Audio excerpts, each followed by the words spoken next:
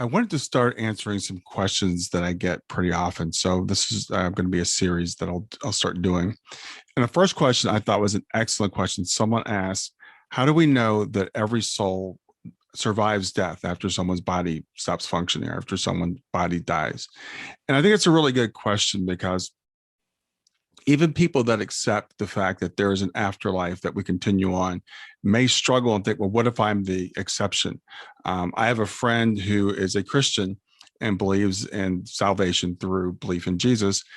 His belief is that life is not eternal naturally, that we come into this world, and unless we accept Jesus, then we cease to exist when we die. So that's one belief. And I guess this also stems from the fact that a lot of people don't believe or think that we pre-exist coming into this body. So we believe if our consciousness was created with the body, then when the body ceases, how do I know my consciousness is going to go on? So a couple things I want to say about that. First is I believe that our consciousness pre-exists the existence of our body. So I don't believe that our consciousness is created when our body is created. The other thing is that we know from afterlife, from near-death experiences, from afterlife communications, ITCs, EVPs, et cetera, from mediumship connections, that people do go on. We know that people go on after they supposedly died. We've seen people that have gone and come back and told us about it. So we accept that at least some people do.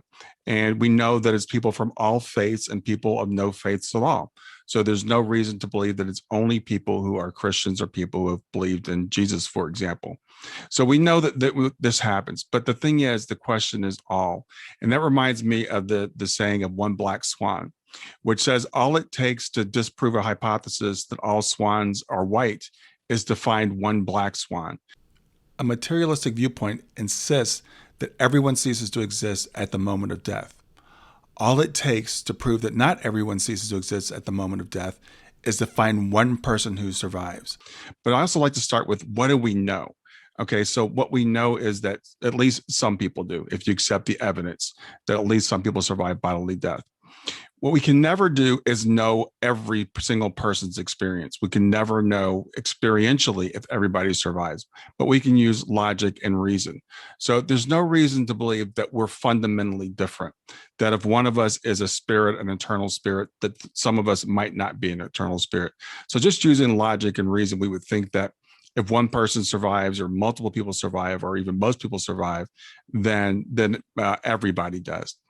So there might be some questions, like, for example, some people have experiences where their body stops functioning and they don't have a near-death experience.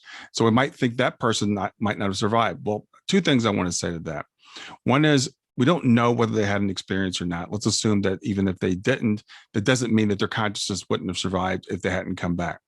The other thing is, just like I think when we dream at night, sometimes we remember our dreams and sometimes we don't.